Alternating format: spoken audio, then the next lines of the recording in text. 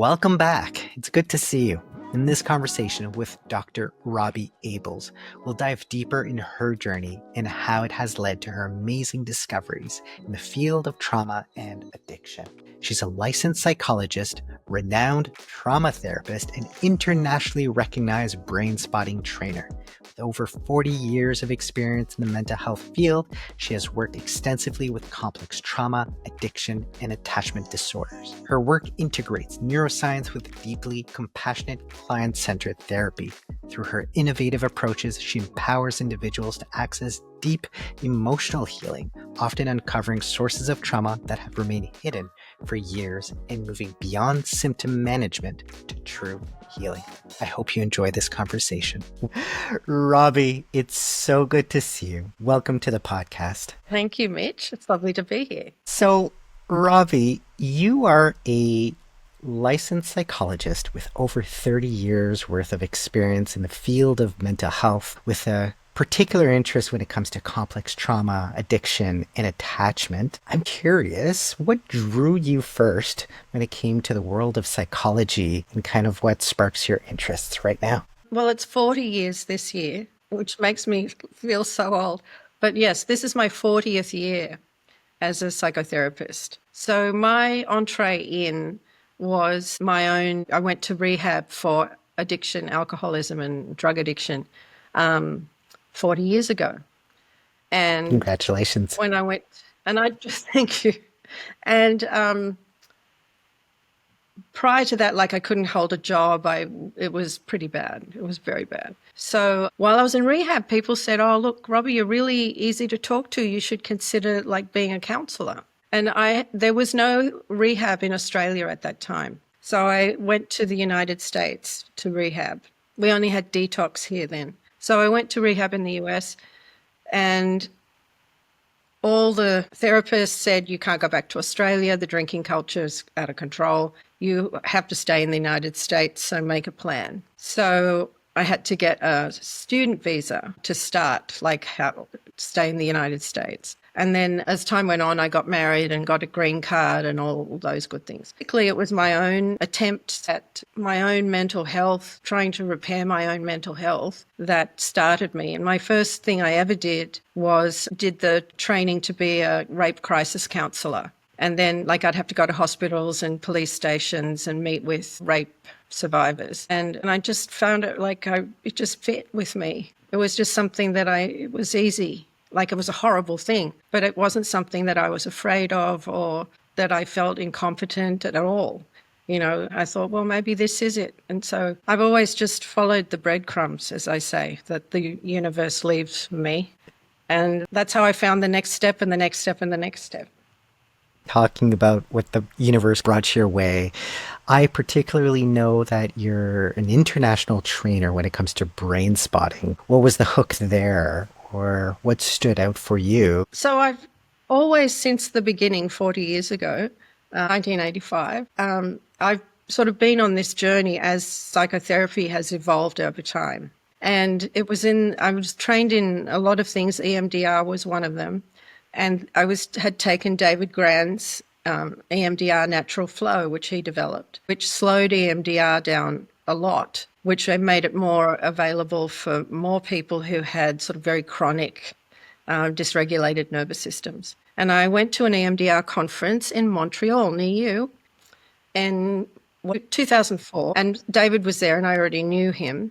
And he had a little ad on the corner of his product table selling his DVDs and his CDs for bilateral stimulation CDs. And it was talking about brain spotting. And I said to him, "So David, tell me in 2 sentences what brain spotting is." And I know now that's the most ridiculous question because there's no way you can explain brain spotting in 2 sentences.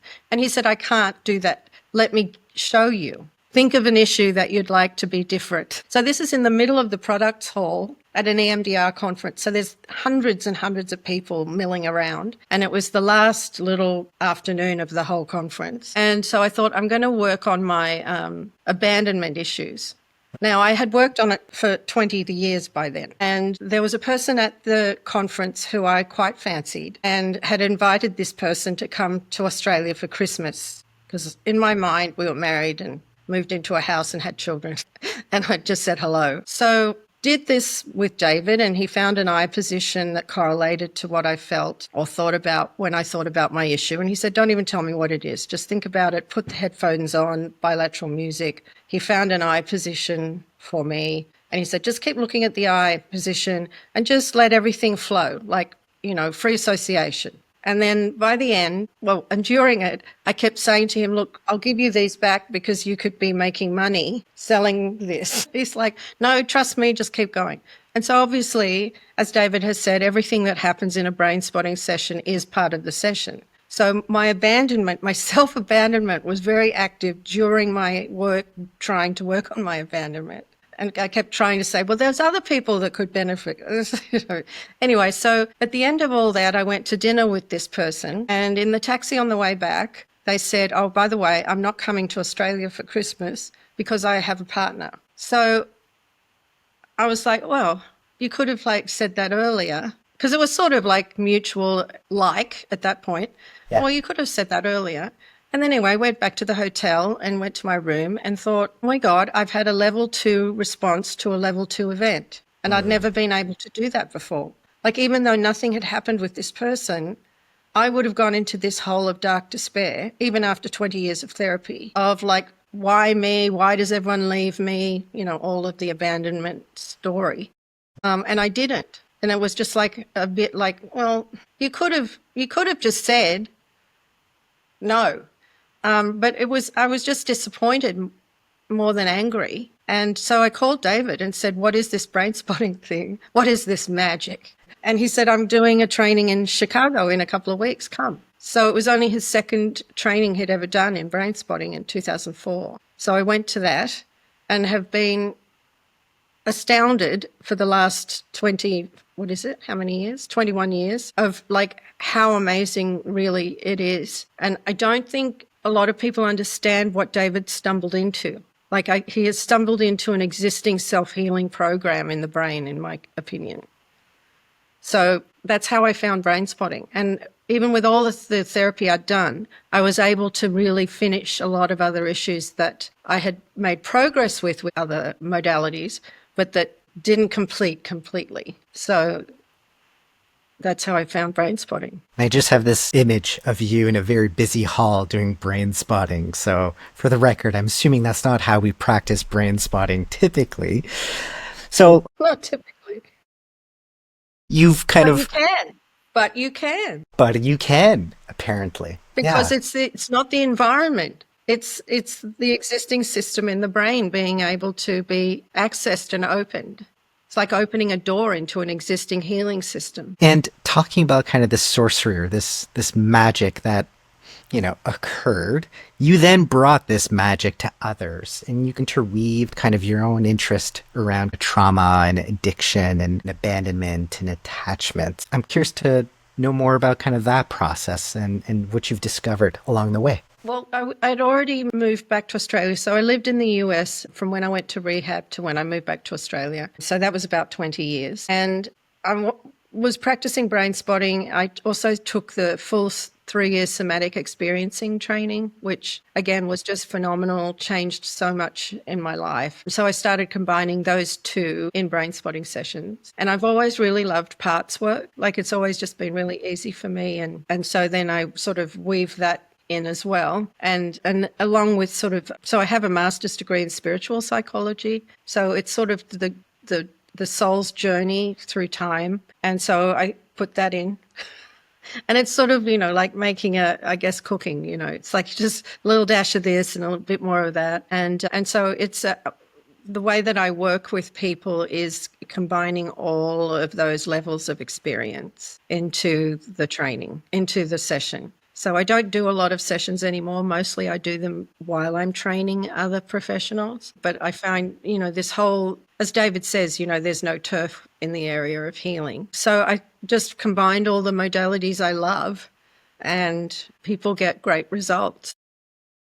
In talking about combining, I've had the pleasure of witnessing your own training, and you particularly made a reputation for yourself in the world of addictions and trauma with, for a lot of people, what they know is as the crocodile setup.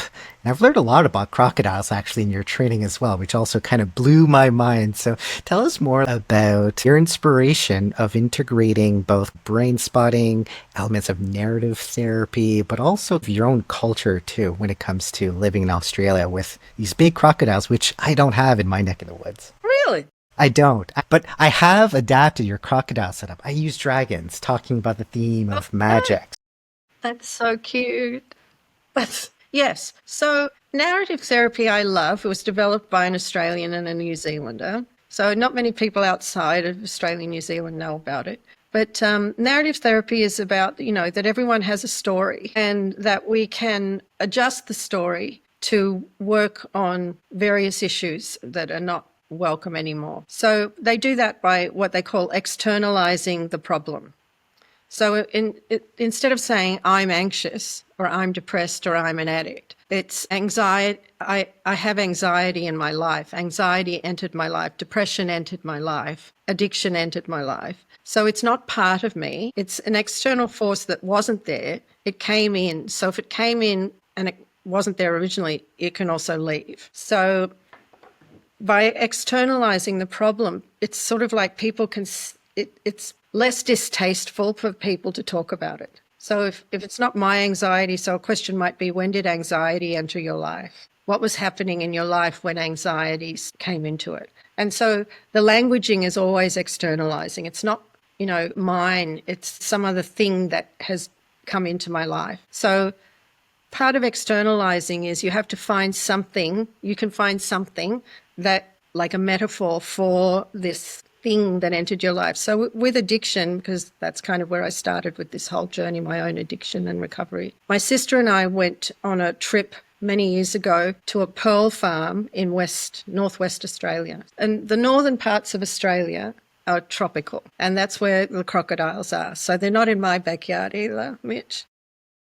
Good to I don't know. have them I don't have them knocking on the door. I don't have well, I do have kangaroos. That's not true. But so we went to a crocodile farm, and there was a couple who ran it, and not crocodile farm, pearl farm. And he was explaining to us how they have this little boat and they have to row the boat out, pull up the oysters, and they're in like a cage. And they have to get a wire brush and they have to brush all the algae and everything off the oysters to keep them healthy. So the little pearl that's developing inside grows and they can make a lot of money. So what he explained was they have to do this on a completely random schedule because all these crocodiles are out there just watching them. And what they do is they wait for predictable future behavior. And then once they realize that you take it out every Tuesday at 9 a.m., they'll get down into the water, Tuesday at 4 a.m. and start waiting for you to come so they can ambush you, like we've all seen in National Geographic, right? So, and I started thinking this is like addiction because it waits. When you're addicted to something, there's a predictable beginning, middle, and end to the behavior. And that's what crocodiles are looking for. A predictable beginning, middle, and end. So you launch the boat at this time, you go out to a certain set of oysters, it takes you that long, and then you come back. So the more he told us about the crocodiles, the more I started thinking how much like addiction this is. And so I started working with that with clients, my addiction clients, and just sort of talking about this crocodile. And I had an intervention I was asked to do, and I had a crocodile head in my garden, coincidentally. And I took it to this intervention. And it was a very fancy house with white carpet and white furniture.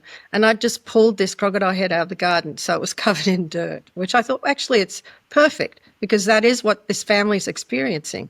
It's this outwardly very perfect family with this, secret inside that's, dirtying their world. And I just started moving this crocodile towards him every time he would say something that was clearly the crocodile talking. Like, oh, no, I don't have a problem. And I'd pick up this crocodile head and move it towards him. And then if he said, well, okay, I'll go back to meetings, I'd pick it up and I'd move it away from him. And so eventually the family started moving the crocodile head as he started speaking more from the crocodile and then speaking more from the person who had been in recovery previously. And I just watched as this family, extended family, they just very quickly grabbed onto this metaphor and started using it. without me just saying anything. I just plonked it on the floor and I started moving it. They started moving it, and I thought, wow, that's interesting how quickly they got it. And then I was invited back later, and the dad of the person in the intervention came up to me and said, you know, Robbie, I think I have crocodiles of my own. And I thought, well, that's interesting. That person who had a lot to lose by saying that actually could say it because it wasn't, I'm an alcoholic. It was, I think I have some crocodiles of my own. It made it more accessible to him to say, and that's like his starting point, right? I think I might have a crocodile too. So, and then I broadened it to be just any unwanted behavior, because people sort of think of addiction as like, well, I don't have one, so therefore this work isn't relevant to me or my clients. But we all have something we do to try and make life more manageable, more enjoyable, less intrusive. And so those things can work brilliantly at first, but eventually they can sort of turn on us like a crocodile and just pull us under, and then we're helpless. So it sort of just all unraveled as I was walking to my car and saw this crocodile head in the garden and just grabbed it. And I had it in the car and I'm looking at it thinking, I have no idea what I'm going to do with this, but I'm taking it inside. And that's all that happened. And I thought, wow,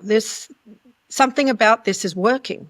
So then I started to incorporate it with brain spotting. And I had a client who I asked, and we were doing brain spotting.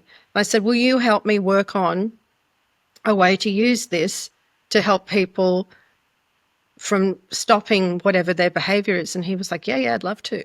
So he and I kind of worked with a double spot, which is, just two different places in the field of vision to access the consequences and the urge to do the behavior, and just started working with that. And he didn't relapse in his normal, every so often he would relapse, and he didn't, Right. Which again, it was this, whoa, something's working here. And so I'm going to keep going with exploring this with more and more people until it became an international thing that I was invited sort of all over the world to teach. Which I think reflects the reality that all of us have unwanted behaviors, right? And from that training, the story of you, how you describe the crocodile just being this predator that's always present, just waiting for a moment of vulnerability, representing the urge, right? I thought that was so powerful.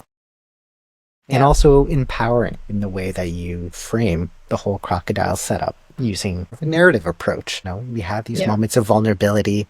I think the way you kind of described it is when we are very vulnerable in that moment, our brain doesn't make the connection with the consequences of that unwanted behavior, where we know that it is and not a desirable behavior. It's got that short-term gain at first, but then with time we recognize that it piles up. But I thought that was just so powerful, the way you describe the idea of, the crocodiles and the pearls as well.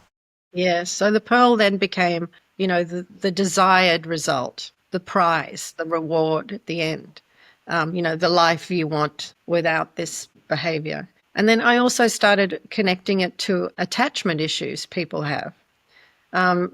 More often than not, people who have to develop these sort of, and I call them, like adaptive behaviors. So they all start because they work, because they help us. So I sort of layered all that on top of attachment work and realized that what these, especially if they start early in a person's life, that what they're really trying to do is have a secure attachment to something. So it's usually people who do not have a secure attachment to their caregivers, that it may be anxiously attached or disorganized attachment or ambivalent attachment, but they never had a secure attachment. So as infants, human beings have a huge drive to attach for survival. So my thinking is, and this is just me, that if we can't have a secure attachment to a human, we'll try to have a secure attachment to anything, to even an inanimate object. And that can be like a blankie, a pet, all sorts of things and food is one of the early ones. But we then have an attachment, secure attachment to a behavior or a thing that brings us that soothing that we can't get without it. Because what we want is a variety of things that we can do to soothe ourselves, not just one thing. And I think what happens energetically or sort of spiritually is that because we don't have any idea of what a secure attachment is, it eventually rolls into other insecure forms of attachment. So my eating behavior then becomes anxious. I'm anxiously attached. So that when I can't get the food, I become very anxious, or the wine or the cocaine or sex or porn or whatever it is. I start to become very anxious. So I start out hoping for this to soothe me the way it used to always. It doesn't. It starts to wean off its capacity to soothe me, and I become anxious. And then, I might even become ambivalent, like I can take it or leave it. That's often a thing that people say, right? Like, I'm drinking this much of that or whatever, but I could take it or leave it. I just choose to take it. Right. And then eventually it goes into disorganized attachment, which in attachment theory is the thing that provides us with soothing is also the thing that's bringing us pain. So, which is exactly what it's like with addiction from, my experience is that I couldn't stop going towards the thing that had once soothed me, though every single time I did, it ended up hurting me. But I couldn't stop going towards. So you've got this sort of double bind of the brain remembers how well it worked. And when you're upset and need soothing, it keeps saying, well, this used to work, go there. But it's years later, and the relationship to it biologically, physiologically has changed. And now it only brings you pain. But you can't stop going back because the brain thinks this is going to help. So all of that I just find fascinating. And one of the things I want to do with this work is really depathologize people's need to self-soothe through drugs, alcohol, sex, or whatever it is, or overworking. That's one that we praise in Western society, right? Like, oh, I worked 80 hours this week. Oh, my goodness, you're amazing. That's fantastic. Whereas you're killing yourself. You have no relationships. You don't have time for that. You don't have time for self-care. But people are like, wow, you must be making a lot of money then. That's great. So we tend to also, as a society, Western societies, we tend to think of overworking, over-exercising, eating super clean foods. And when these things become more than average and they become compulsions, then they can start to dissolve relationships, where you go to those things rather than go to relationships and connection with other people to help you get through things. Yeah. In your work, you often talk about kind of the inner genius, and I'm just curious about your observations in your practice when it comes to people often are maybe aware of the unwanted behavior not serving them better. They also know they should be doing more of this and more of that, whether it's, they're overworking and they're like, oh yeah, I should spend more time with my kids, or I should spend more time with friends. I should spend more time on self-care and all these kind of other things. And yet it's tough. And I'm just curious about your thoughts about how do we actually make that leap into reprogramming our automatic self-soothing response that we've developed. Well, I think, one of the things is we have to be kinder to ourselves. There's all this should. I should be doing this. I should be. So I think the first step is to be kinder to yourself and say, maybe I should, but I don't need to be so hard on myself, because that's another unwanted behavior. That's another behavior that kept us safe. This, I should have done that differently. I didn't do it right.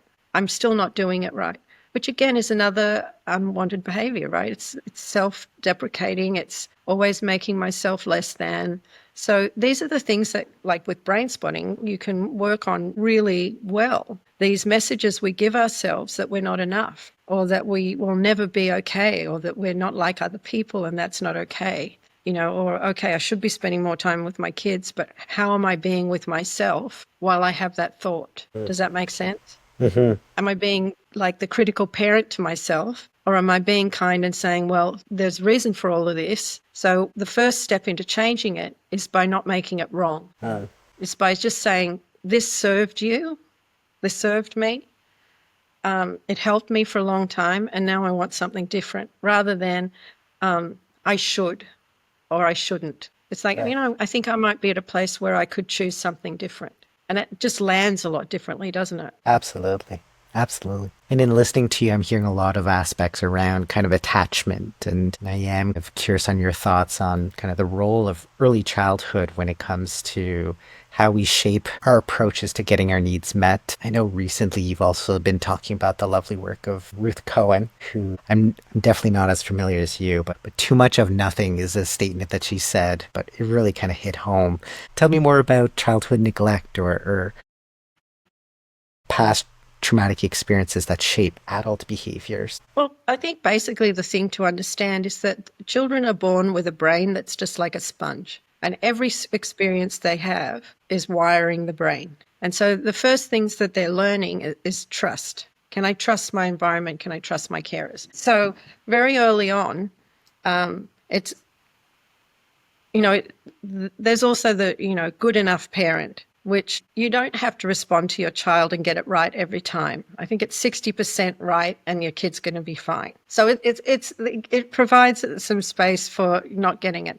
But the important thing is that a parent try to meet the needs of the child. So you don't have to meet them every time, but it's in the trying. The child feels this person on the outside. Well, early on, there is no person on the outside. The parent and the child, or the carer and the child, are one. And every interaction wires the child's brain. And we know that, again, there's pruning that happens later in childhood where everything that hasn't been used enough gets cut out of the neural networks. And the things that have been reinforced more and more, those thicken and become more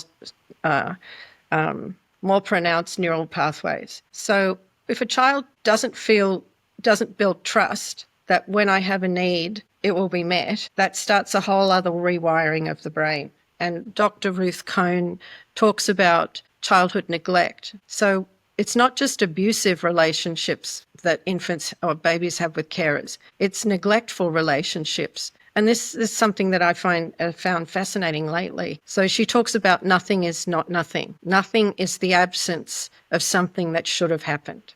And I just love that, because you'll often get people in therapy who will say, I'm having all these problems and I don't know why, because nothing happened to me in childhood or in my life that would explain why I'm like this. And she had a group of men, and all their partners were in another group she had, which were for adult women survivors of childhood sexual assault. And what she found with their all male partners, was that they all sort of had this background of, I don't understand why I'm so triggered by all of this, because nothing happened to explain it, therefore I'm defective. And so she started working with them because they were so self-sufficient. So when as a baby you feel there's nothing coming back, that your needs are not met, a decision is sort of made, which is I'm on my own. I'm alone in this. And so now I have to take care of myself and other people. And as you get older and older and you start practicing all of this as just the way it is. So you get home and there may be someone there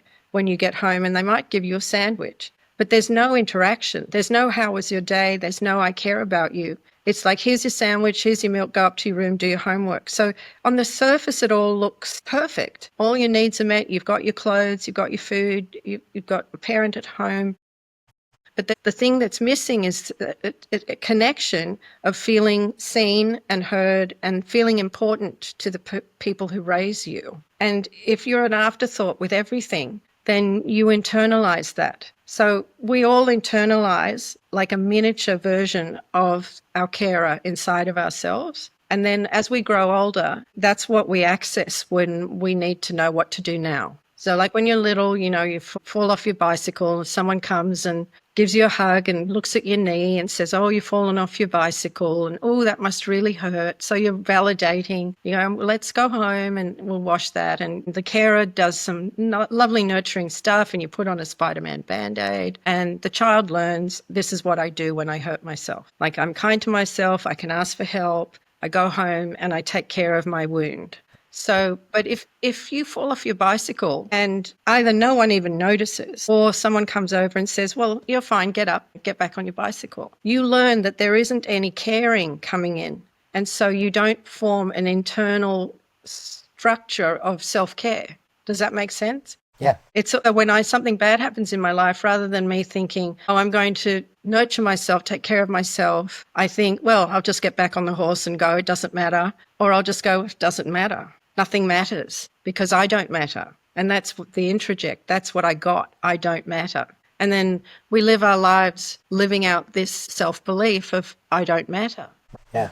I'm thankful for technology because I'm just still blown away by the fact that it feels like time travel. There's, sunlight where you are, and I'm in total pitch black darkness. I'm on a Sunday, you're on a Monday, and yet we're still able to connect and continue to have all these wonderful conversations. And every time I'm always grabbing golden nuggets of wisdom, that you have to share. So thank you, Robbie, for sharing your time, your expertise, your experience, your knowledge, and I wish you the absolute best. I hope you enjoyed this conversation with Dr. Roby Abeles. Here are a few takeaways I had from our conversation. The first one, unwanted behaviors often begin as an adaptive coping mechanism. Roby emphasizes that behaviors like overeating, substance use, or even overworking often begin because they work. They provide soothing, especially in the absence of secure attachment in childhood. Over time, however, these behaviors can shift from being soothing to harmful, forming a cycle that's very hard to break. My second takeaway, we all have crocodiles within us. Roby uses influence of narrative therapy to externalize problems. This makes it less threatening for clients to talk about more difficult issues and opens the door for more effective self-exploration. The idea of these predator crocodiles that enter our environment looking for patterns and ready to ambush us in moments of vulnerability. Be aware of your crocodiles. Third, addiction and attachment are deeply interconnected. Using the metaphor of the crocodile and the pearl, Roby explains how addiction can be seen through the lens of attachment. Secure attachments with caregivers aren't formed early on. Individuals may form bonds with substances, behaviors, or objects to fill that void. This can lead to anxious or disorganized attachment patterns with those very things. Fourth, neglect is a powerful yet often invisible force. Drawing on the work of Dr. Ruth Cohen, Roby highlights how neglect, not just abuse, deeply impacts development. Nothing is not nothing. The absence of nurturing responses in childhood, like emotional validation, wires the brain to believe that one is alone and must fend for themselves, which can lead to later struggles with self-worth and emotional regulation. Finally, reprogramming starts with self-compassion and awareness. Instead of framing changes around what one should or shouldn't do, Roby advocates for recognizing that past behaviors served a purpose. The first step to healing is not just making ourselves wrong for what we've done, but acknowledging that we may now be ready to choose something different from a place of kindness and self-awareness. Of course, if you made it so far, I encourage you to share your thoughts in the comments section and subscribe to join me on this discovery journey. I'll see you next time.